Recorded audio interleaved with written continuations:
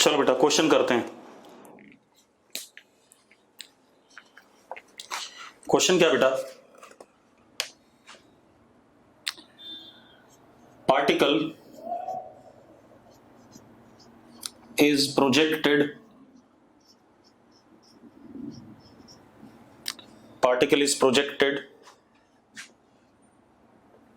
with velocity 60 meter per second at 60 degree angle with horizontal.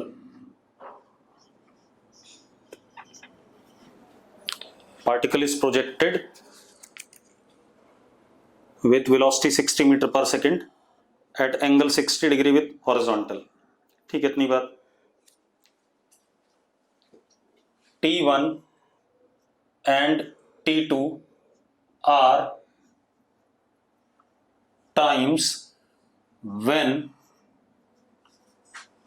V vector makes angle 45 degree with horizontal.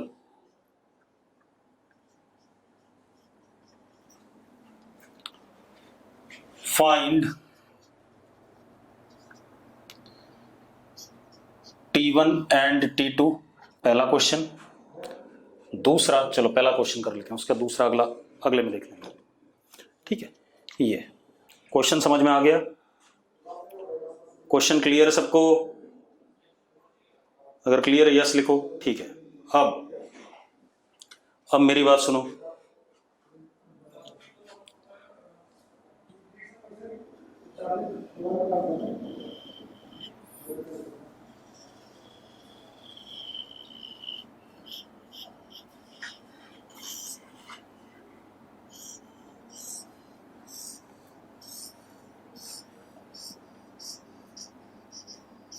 X axis, y axis, u and this angle is 60.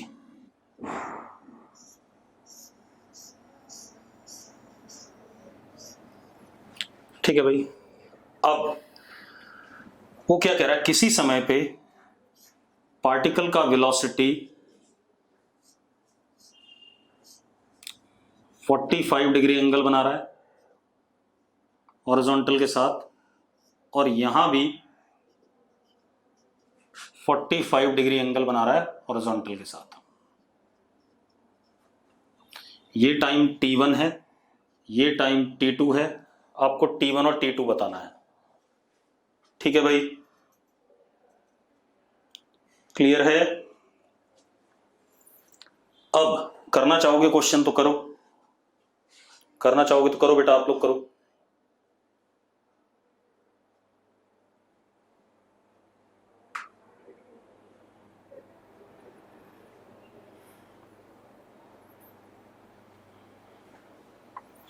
जल्दी करो।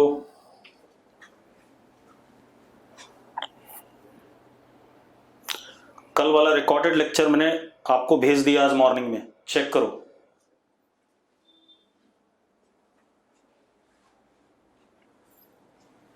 भाई मैंने कल वाला recorded lecture भेज दिया है नहीं भेज दिया? एक बार बता दो भाई, यस और नो। हर्षिका यस कह रही है, अभिषेक यस कह रहा है, भेज दिया मैंने। चलो अब ये क्वेश्चन आप लोगों ने करना है। कैसे करोगे बेटा? चलो मैं बताता हूं। देखो भाई,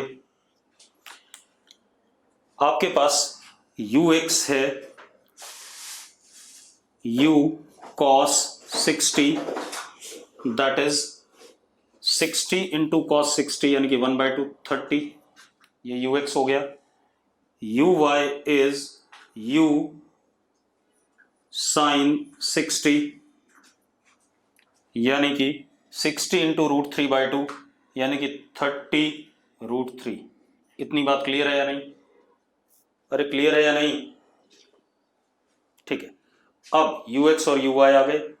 आपको ax पता है 0 और ay पता है -10, हाँ या ना? अब अगर हम यहां पर देखें बेटा, तो जरा देखो ये वी एक्स हो गया और ये वी वाई हो गया। यस और नो?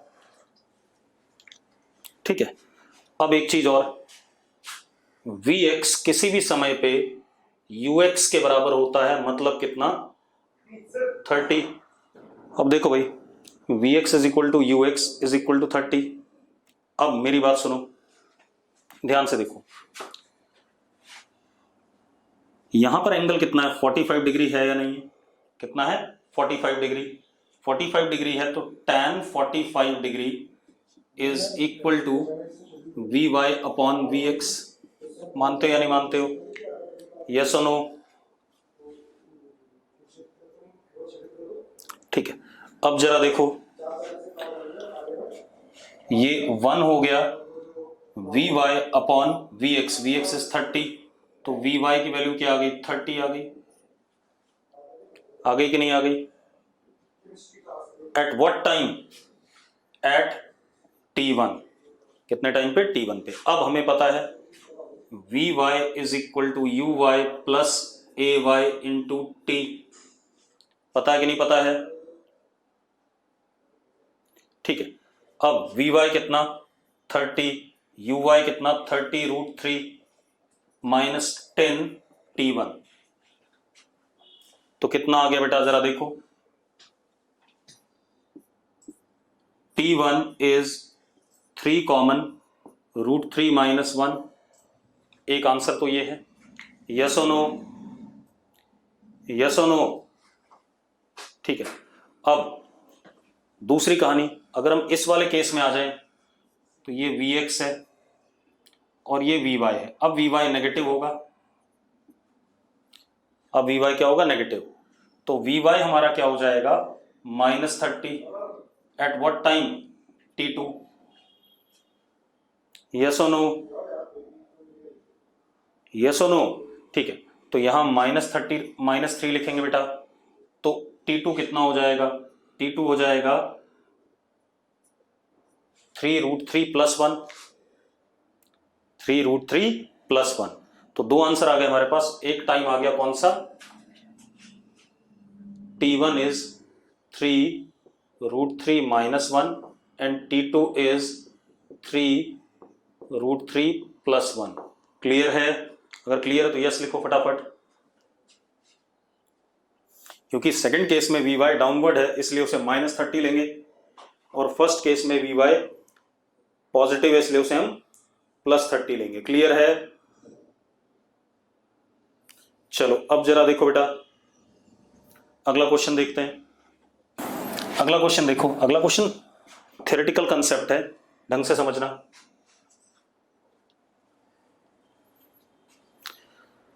अब हाँ बेटा कर सकते हैं, कुछ बच्चे लिख रहे हैं दूसरी अप्रोच से कर सकते हैं, कर सकते हैं। अब अगला क्वेश्चन हमारे पास क्या है?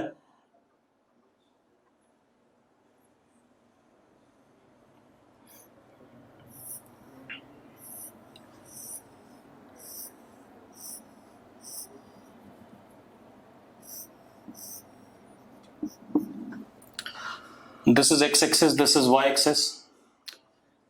पार्टिकल को हमने ओरिजिन से प्रोजेक्ट करा u वेलोसिटी से एट एन एंगल थीटा।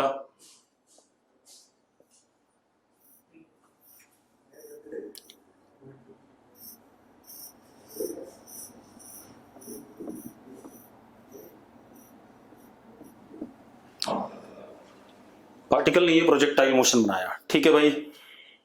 अब सवाल क्या है? एक चीज देखो, पार्टिकल का y कोऑर्डिनेट दो बार सेम है।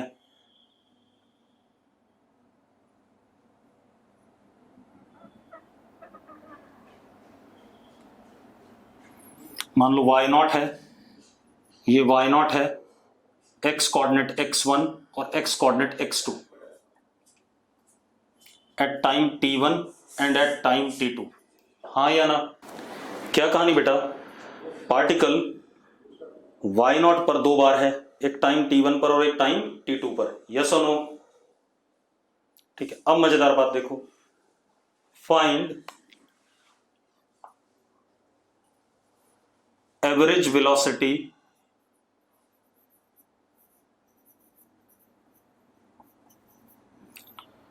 of particle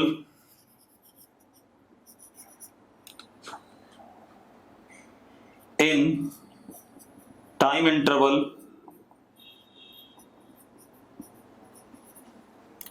from t1 to t2। ठीक है भाई। अब आपने एवरेज वेलोसिटी बतानी है पार्टिकल की यहां से लेके यहां तक के बीच में। अब देखो, अगर आप थोड़ा सा दिमाग लगाओ सिर्फ, एवरेज वेलोसिटी का फॉर्मूला होता है v average is displacement upon time interval, delta s upon delta t। Yes और नो? यस और नो? ठीक है। अब मजेदार बात देखो, अगर हम देखें तो ये इनिशियल पोजीशन है और ये फाइनल पोजीशन है, हाँ या ना? तो डिस्प्लेसमेंट हमारा ये हो गया कि नहीं हो गया, ये वाला वेक्टर?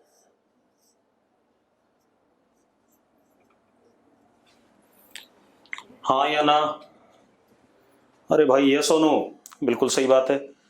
तो डिस्प्लेसमेंट एक्चुअल में हमारा मैग्नीट्यूड में किसके बराबर आ गया? x2 minus x1। बच्चों ठीक लिखा है मैंने? Displacement is x2 minus x1। सबको क्लियर है?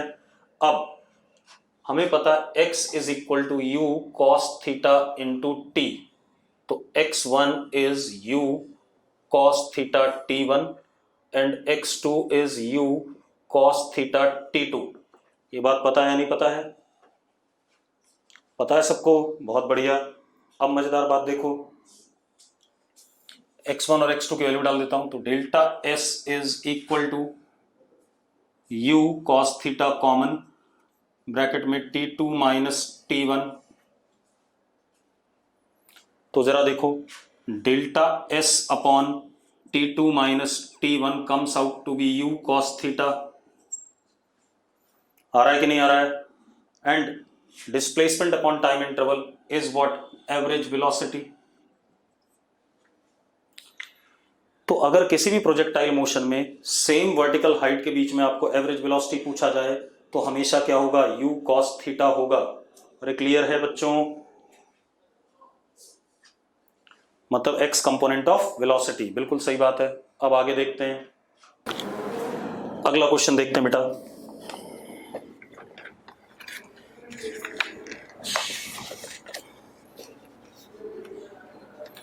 कुछ आपके बुकलेट के ही क्वेश्चन है, ठीक है। क्वेश्चन क्या है? From ground level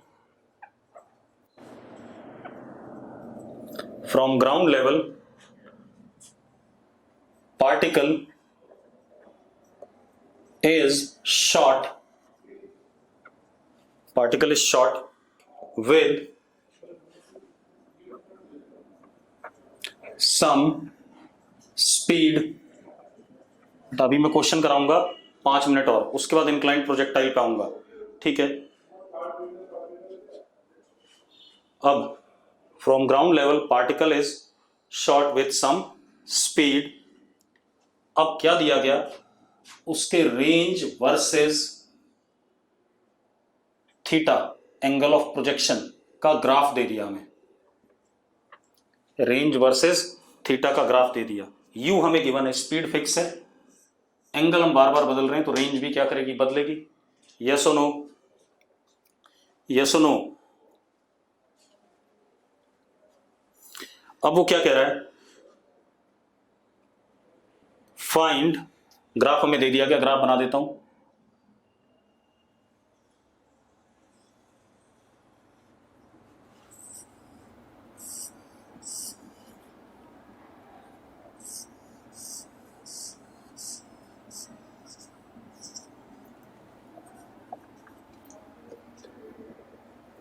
theta degrees में है,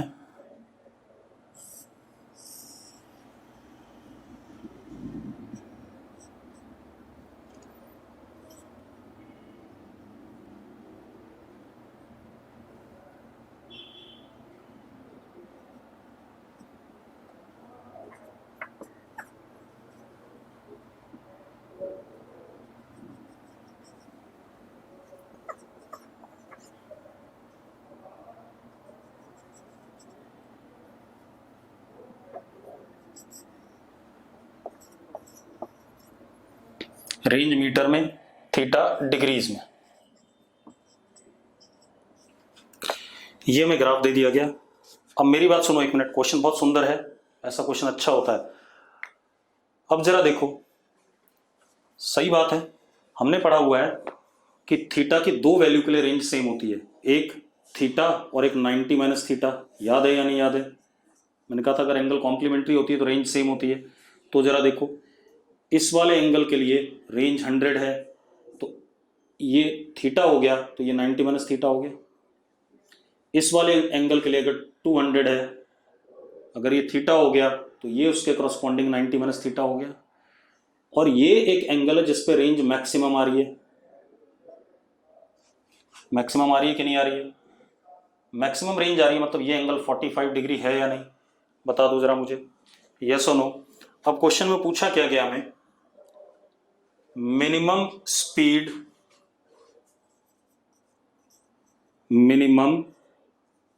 स्पीड ऑफ पार्टिकल। देखो मैंने इस ग्राफ को देख के ये पता करा कि ये वाला एंगल 45 है जिस पर रेंज 250 है। अब मिनिमम स्पीड ऑफ पार्टिकल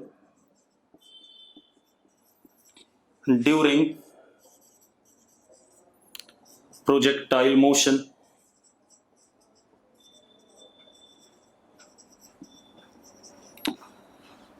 अब आप एक बात ध्यान से सुनो, प्रोजेक्टाइल मोशन में मिनिमम स्पीड आती कब है? अगर आपको याद हो, टॉप मोस्ट पॉइंट पे, and that is u cos theta. Yes और नो? ठीक है, तो minimum speed is u cos theta eight top. हाँ या ना? ठीक है भाई। अब एक चीज और गिवन है क्वेश्चन में, मिनिमम स्पीड ऑफ पार्टिकल हमको उस दौरान लेनी है,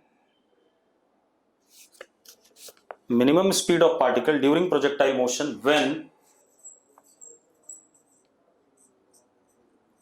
time of flight is half the maximum time of flight possible।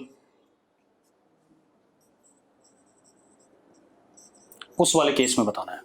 तो ये तो पता है कि minimum speed u cos theta होती है, टॉप पे होती है, लेकिन कौन से वाले केस की बात करनी है? जब time of flight, maximum time of flight का क्या हो, आधा हो। यस और नो? यस और नो? ठीक है भाई। अब सबसे पहले हम वो केस कंसिडर करें जिसमें मैक्सिमम टाइम ऑफ फ्लाइट था। ठीक है, तो मैक्सिमम टाइम ऑफ फ्लाइट कितना होगा, जरा चेक करो। टाइम ऑफ फ्लाइट का फॉर्मूला होता है 2u sin theta by g। अब u और g तो फिक्स हैं, ठीक, इतनी बात। अब जब साइन थीटा मैक्सिमम होगा तो टाइम ऑफ फ्लाइट क्या होगा, मैक्सिमम होगा। यस और नो? हाँ या ना? ठीक है, तो t max is 2u by g। Yes और नो? 2u by g। अब ये तो आ गया t max। अब हमारा जो सवाल है उसमें time of flight given is t max by 2। t max by 2 मतलब u बाय g। हाँ या ना? ठीक है, अब t max का formula 2u sin theta by g is equal to u bye g। तो u बाय g कट गया, sine theta is equal to half, यानी कि theta is equal to what, 30 degree. Tejasv कह रहा रिपीट कर दो। तेजस्व देख बेटा, तेजस्व मुझे क्या कहा गया कि वो वाला केस कंसिडर करना है जिसमें टाइम ऑफ फ्लाइट, तेजस्व सुनना एक मिनट, हाँ आराम से। देखो क्वेश्चन में क्या पूछा गया, मिनिमम स्पीड बतानी है पार्टिकल की, किस केस में, जिसमें time of flight maximum possible time of flight का आधा होगा। तो एक बात बता तेजस्व, टाइम ऑफ फ्लाइट का फॉर्मूला है 2u sin theta by g. Time of flight का फॉर्मूला यही है, ठीक है। मैक्सिमम कब हो सकता है, जब साइन थीटा 1 हो जाए। यस और नो, जल्दी लिख तेजस्व। तो मैक्सिमम टाइम ऑफ फ्लाइट तो 2u/g आ गया। अब मुझे कौन सा केस लेना है जिसमें Tmax/2 हो, वो वाला प्रोजेक्टाइल चूज करना है तेजस्व। ठीक है, तो Tmax/2 क्या आ जाएगा, u/g आ जाएगा। मैंने टाइम ऑफ फ्लाइट का फॉर्मूला लिखा 2u sin θ/g is equal to u/g। u/g से u/g कट गया, sin θ हाफ आ गया, थीटा 30 डिग्री आ गया, आगे 30 डिग्री। अब चलो थीटा की कहानी तो आ गई, अब बचा कौन, u। ठीक है, वो भी आ जाएगा बेटा। कैसे आएगा, रेंज मैक्सिमम का फॉर्मूला होता है u²/g, और रेंज मैक्सिमम कितना, 250 is equal to u²/g that is 10। तो u कितना आ गया, 50 आ गया, आगे कि नहीं आ गया, u कितना आ गया, 50 आ गया। बेटा आपको ग्राफ में दे रखा है रेंज मैक्सिमम 250 है, और 250 is equal to u²/g, formula ये होता है। तो वहां से u की वैल्यू 50 आ गई। अब जिस प्रोजेक्टाइल को मुझे पढ़ना है उसके लिए वेलोसिटी बतानी है मुझे मिनिमम, टॉप पे u cos थीटा। ठीक है, अब क्या कहानी है, अभिषेक गर्ग कह रहा 45 क्यों नहीं है थीटा। बेटा थीटा 45 सिर्फ उस केस के लिए था जिसमें मैक्सिमम रेंज आ रही थी। सवाल बड़ा अलग अलग तरीके से पूछा गया है। ये ग्राफ दे दिया आर और थीटा का, पहले मेरी बात सुन लो।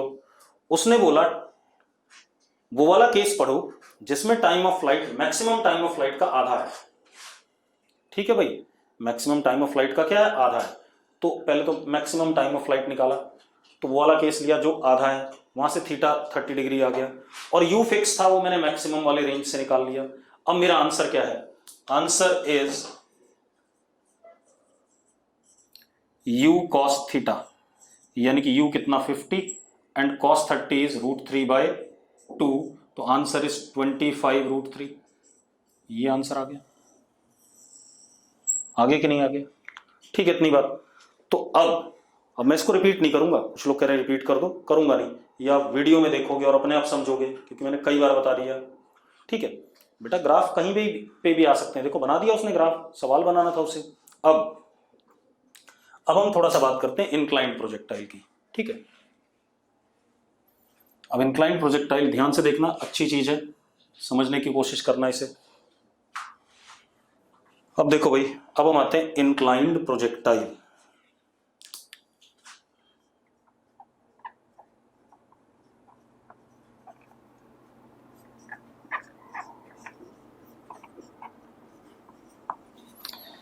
इंक्लाइंड प्रोजेक्टाइल का मतलब क्या है, पहले मेरी बात ध्यान सुनो। ऐसे देखो भाई, मेरे पास ये एक रैंप है फिक्स्ड, ये रैंप है। ठीक है, इतनी बात। इसका ग्राउंड के साथ कुछ एंगल फिक्स है पहले से। ठीक है, इतनी बात। अब इंक्लाइन अगर फिक्स है हमारा, ठीक है इतनी बात, तो जरा देखते हैं इस,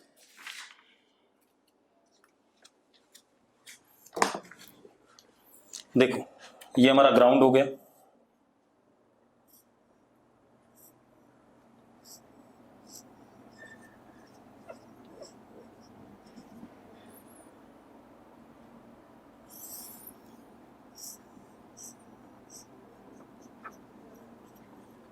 इंक्लाइन या रैंप,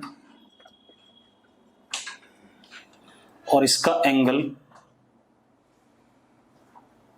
बीटा फिक्स है, जैसे आपके घरों में रैंप बना होता है चढ़ते हुए। यस और नो, यस और नो भाई। ठीक है, अब क्या कहानी है, अब हमने क्या करा, पार्टिकल प्रोजेक्ट करा बेटा, दूसरे कलर से ले लेते हैं।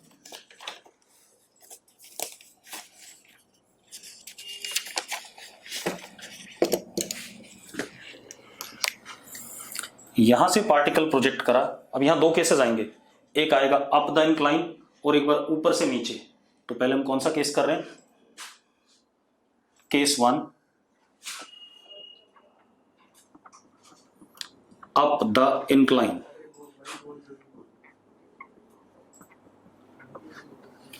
हमने पार्टिकल प्रोजेक्ट करा u वेलोसिटी से इंक्लाइन के साथ एंगल अल्फा बनाते हुए, इंक्लाइन के साथ कितना एंगल बनाते हुए? अल्फा एंगल बनाते हुए। क्लियर है? ठीक है। अब मेरी बात सुनो, हमने क्या काम करा? इस इंक्लाइन के परपेंडिकुलर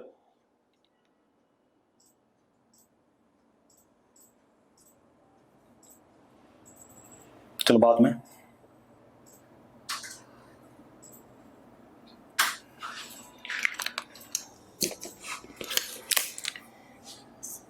u वेलोसिटी से ऐसे प्रोजेक्ट करा at an angle alpha incline के साथ।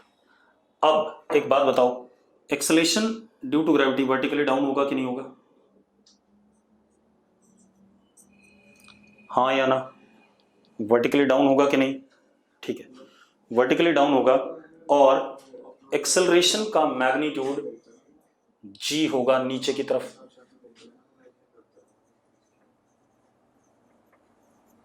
अब ये पार्टिकल कुछ इस टाइप का मोशन करेगा, ठीक है भाई, और बाद में इंक्लाइन से टक्कर मार देगा। यस और नो? ठीक है। अब मजेदार बात देखो, अब मेरी बात ध्यान सुनना। मैंने क्या करा, इस इंक्लाइन को एक्स एक्सिस मान लिया अपना, और इंक्लाइन के परपेंडिकुलर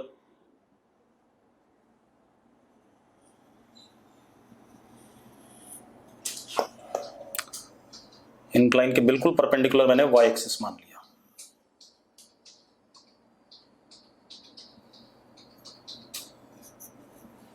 मान सकता हूं ऐसा?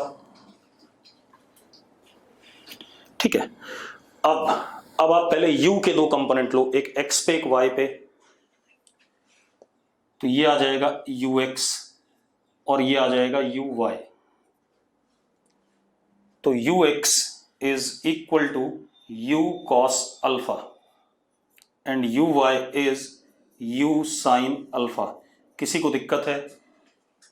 अगर कोई दिक्कत नहीं है, ठीक है, कोई प्रॉब्लम नहीं है किसी को, ठीक है।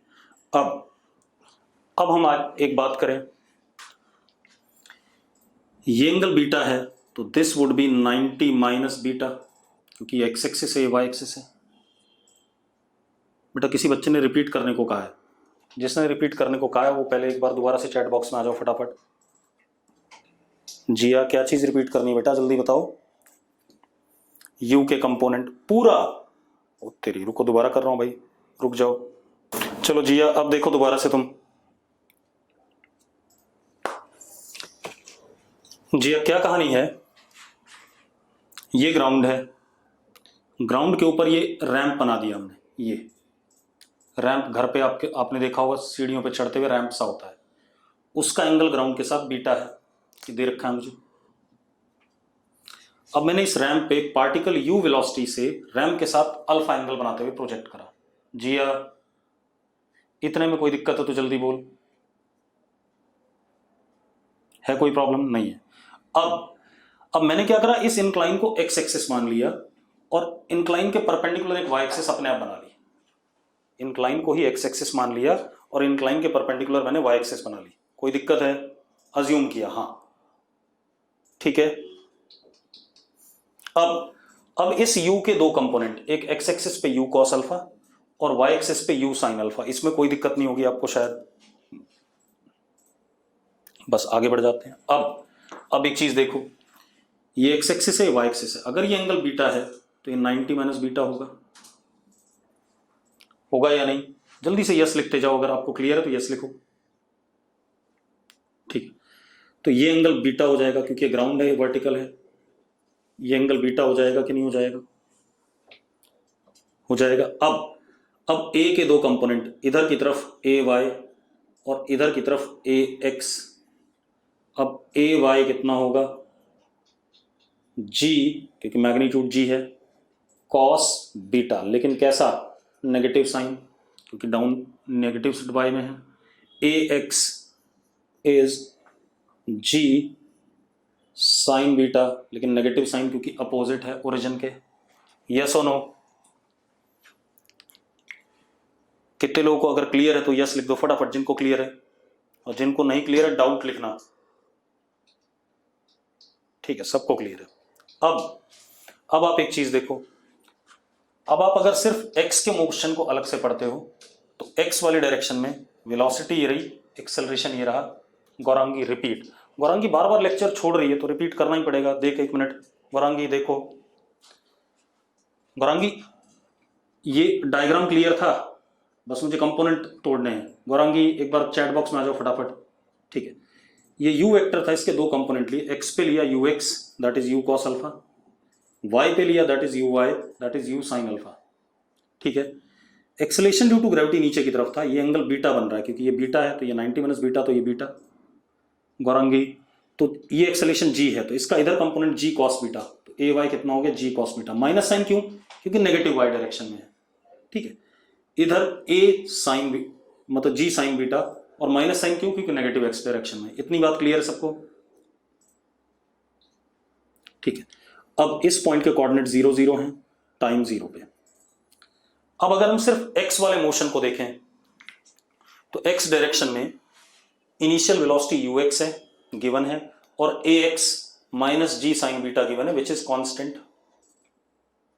अरे कांस्टेंट एक्सेलेरेशन के कंपोनेंट भी कांस्टेंट होते हैं, तो यानी कि एक्स डायरेक्शन में मोशन क्या हो गया, U A M. Y direction में भी यू ए एम। जो अभी तक हमने प्रोजेक्टाइल पढ़ा था उसमें क्या होता था, एक डायरेक्शन में यू एम होता था और एक डायरेक्शन में यू ए एम होता था, लेकिन यहां दोनों में क्या आ गया, यू ए एम। अब हमारा पर्पस क्या है, हमें क्या बताना है, किसी भी समय पे पार्टिकल की वेलोसिटी वेक्टर, उसके दो component v x and v y, और ये एंगल थीटा मान लेते हैं, थीटा एंगल बताना एट टाइम टी। ठीक है, अब शगुन दोनों कंपोनेंट नेगेटिव होंगे क्योंकि दोनों ए एक्स और ए वाई के दोनों कंपोनेंट नेगेटिव वाई डायरेक्शन और नेगेटिव एक्स डायरेक्शन में, इसलिए नेगेटिव होंगे। क्लियर है शगुन? ठीक है, अब क्या कहानी है, अब अगर मुझे वी एक्स निकालना है तो v x is equal to u x plus a x t, यानी कि v x is equal to u cos alpha minus g sine beta into t. Clear है सबको? अरे क्लियर है? ठीक है, v y is u y plus a y t, यानी कि v y is equal to u sine alpha minus g cos beta into t. कोई दिक्कत है?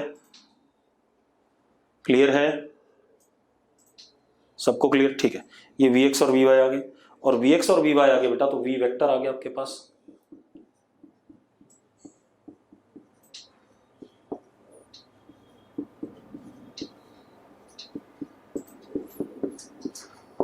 और tan थीटा भी आ गया,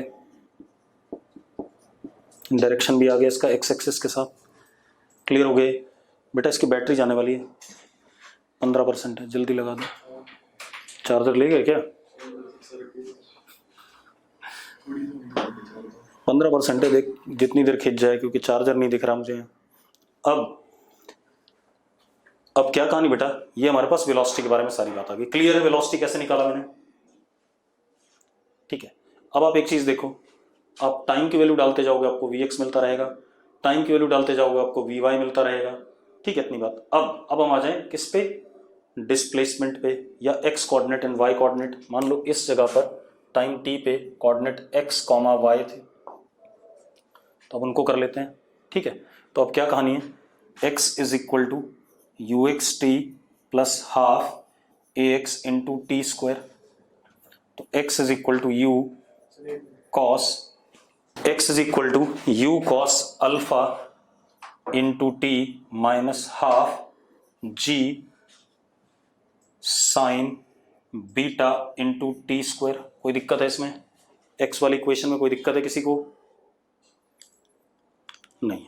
अब y वाली इक्वेशन पे आ जाते हैं बेटा। y वाली इक्वेशन यहां लिख रहा हूं, y is equal to u y t plus half a y t square, तो y is equal to u sine alpha minus g half g cos beta into t square. This is equation 2, this is equation 1। सबको clear है चीजें? ठीक है, अब ये हो गया। अब मैं t की वैल्यू डालूंगा तो मुझे x मिलेगा, t की वैल्यू डालूंगा तो मुझे y मिलेगा। क्लियर है, कोई दिक्कत नहीं इसमें। अब हमारा पर्पस क्या है? हमारा पर्पस है सबसे पहले टाइम ऑफ फ्लाइट निकालना। ठीक है,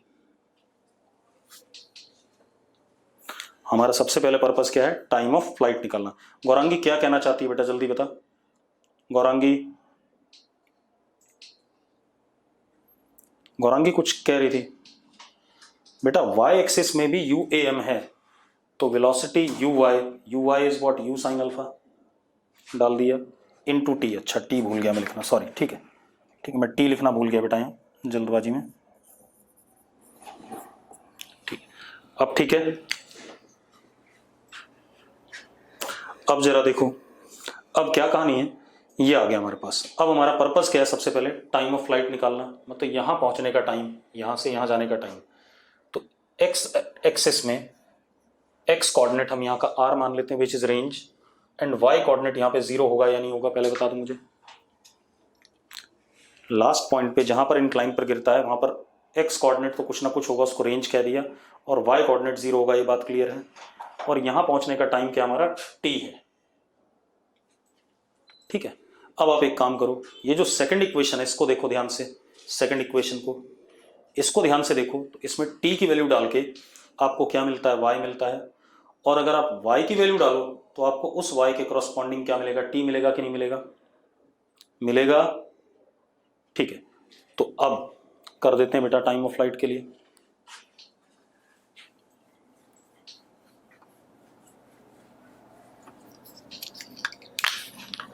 put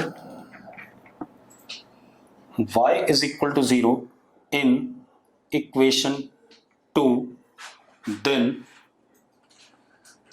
we get time of flight,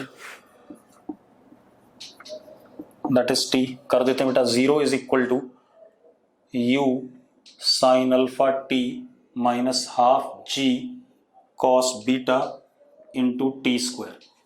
हाँ या ना? अरे यस और no?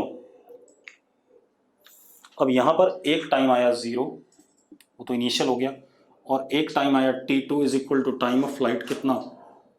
2u sine alpha upon g cos beta. यही आया कि नहीं आया? आया? सबको क्लियर है? कर तो हम अभी भी वही रहे हैं भाई, कुछ अलग नहीं कर रहे हैं।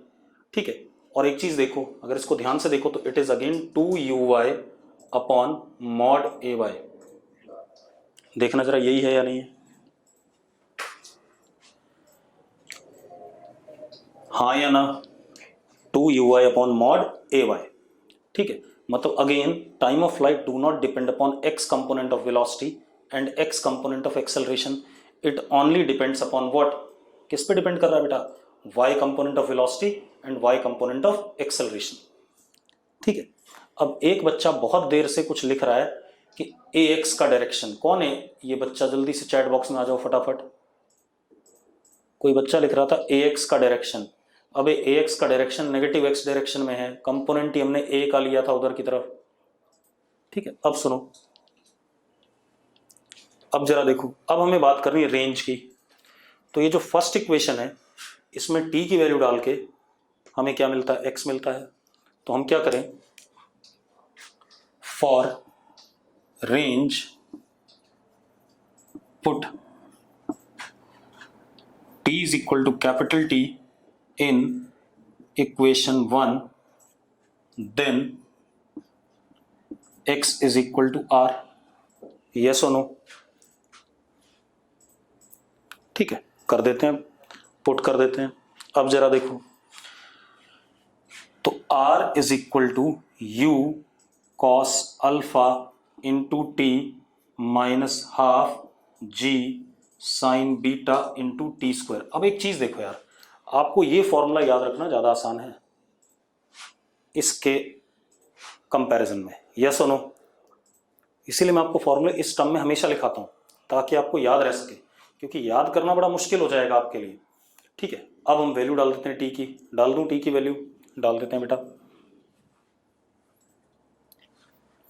तो r is equal to u cos alpha, t की वैल्यू डाल दो बेटा, कितना 2u sine alpha upon g cos beta minus half g sine beta into 4u square sine square alpha upon g square cos square beta, ऐसा कुछ। 2 से ये 2 cut गया, g से ओहो एक g से ये g कट गया बेटा। जरूरी है क्योंकि एक रिजल्ट आएगा वो हमारे काम आएगा अभी थोड़ी देर में। ठीक है, अभी देखना आप, इसलिए मैं लिख रहा हूँ। मैं टाइम ऑफ फ्लाइट का फॉर्मूला यहाँ लिख देता हूँ, उधर सॉल्व कर देता हूँ सारी कहानी। ठीक है, तो जरा देखो t इज इक्वल टू, लिख देते हैं इधर 2u sine alpha upon g cos beta is equal to 2uy upon mod ay। अब जरा इसी को आगे बढ़ाते हैं। ठीक है, इतनी बात। अब जरा देखो r is equal to 2u square sine alpha cos alpha upon g cos beta minus 2u square sine square alpha sine beta upon g cos square beta. ये बना कि नहीं बना सॉल्व करने पे, यस और नो? थोड़ा सा कैलकुलेशन जरूर है। ठीक है, अब इसको थोड़ा सा हम सिंप्लीफाई करते हैं, बहुत मजा आएगा। अभी आप सिंप्लीफिकेशन देखोगे, पूरी ट्रिग्नोमेट्री लग जाएगी।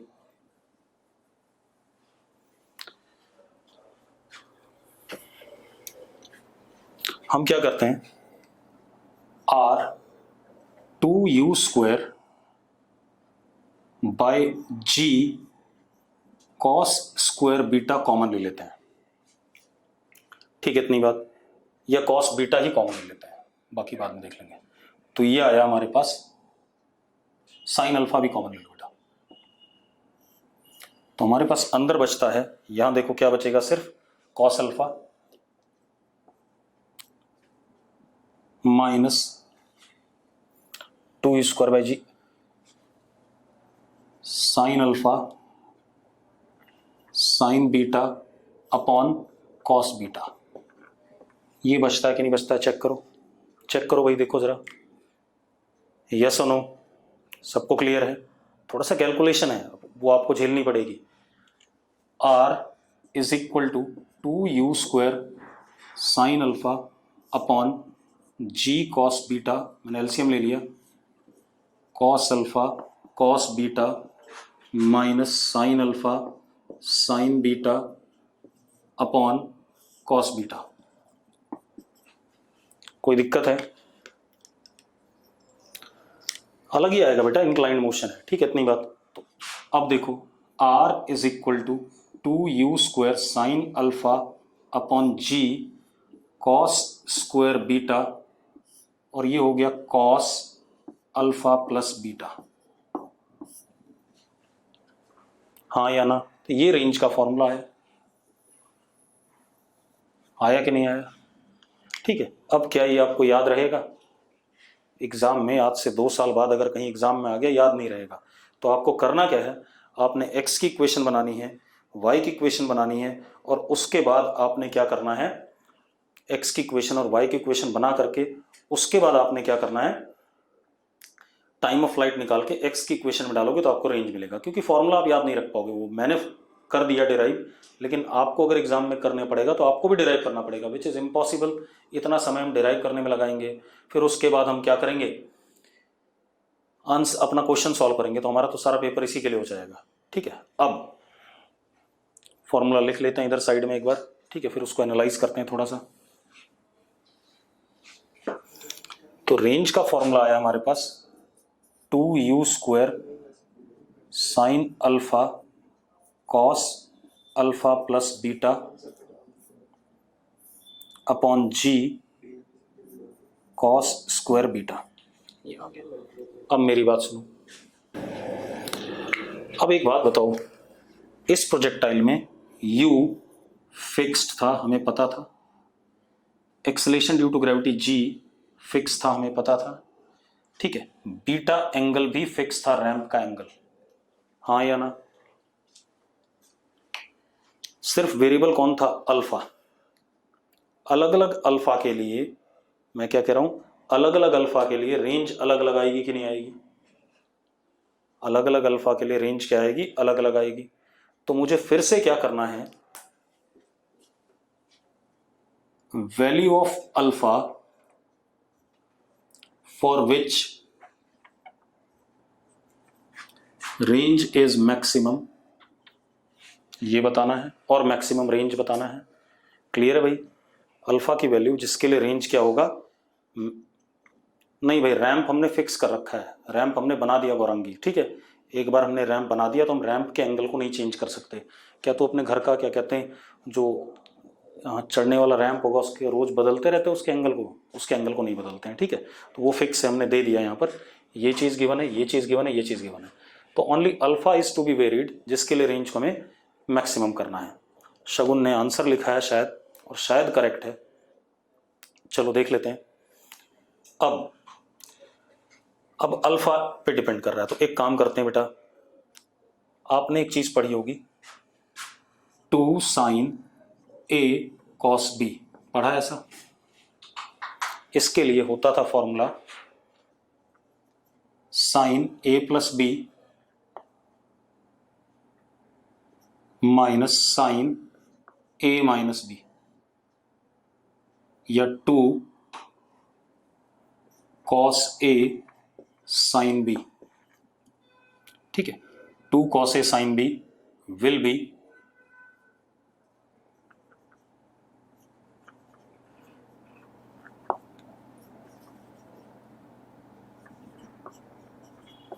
ये होगा कि नहीं होगा? चेक करो भाई, ट्रिग्नोमेट्री आपको आती है, यस और नो? चलो अब तो ये हो गया हमारा ए और ये हो गया हमारा बी, हो गया, चलो पुट कर देते हैं।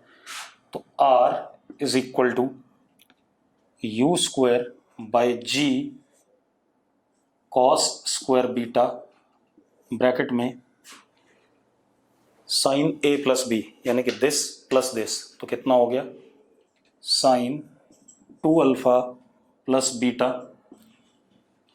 Minus this that is sine beta.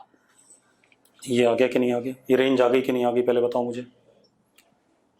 ठीक है, अब एक चीज देखो, इसमें ही सिर्फ अल्फा आ रहा है कि नहीं आ रहा है? इसी में अल्फा आ रहा है, बाकी सब में वैल्यूज हमें पता है, बीटा पता है, यू पता है, जी पता है। तो अगर ये वैल्यू मैक्सिमम होगी तो रेंज क्या होगा, मैक्सिमम होगा कि नहीं? यस और नो? तो for r max sine 2 alpha plus beta is equal to 1, that is 2 alpha plus beta is equal to 90 degree, यानी कि alpha is equal to 45 minus beta by 2, हाँ या ना? अरे यस और नो? इतने एंगल पे बेटा मैक्सिमम रेंज के लिए ये 1 होना चाहिए, क्योंकि यही एक वेरिंग है। आर्यन, मैक्सिमम रेंज के लिए ये वैल्यू 1 होनी चाहिए, क्लियर है आर्यन? आर्यन अगर ये बात क्लियर है, ठीक है, तो 1 होनी चाहिए। तो अगर इसको 1 लिख रहा हूं तो ये एंगल 90 डिग्री होना चाहिए, ये एंगल 90 डिग्री होना चाहिए, तो बीटा को उधर भेज दिया, 90 माइनस बीटा अपॉन 2 कर दिया, तो ये आ गया कि नहीं आ गया? अब रेंज की मैक्सिमम वैल्यू क्या हो गई? रेंज की मैक्सिमम वैल्यू हो गई u square upon g cos square beta 1 minus sine beta, yes और नो? अरे बच्चों, सही बोल रहा हूं कि नहीं बोल रहा हूं? और बहुत बड़े बेवकूफ हो, कॉस स्क्वायर बीटा को 1 माइनस साइन स्क्वायर बीटा लिख सकते हैं।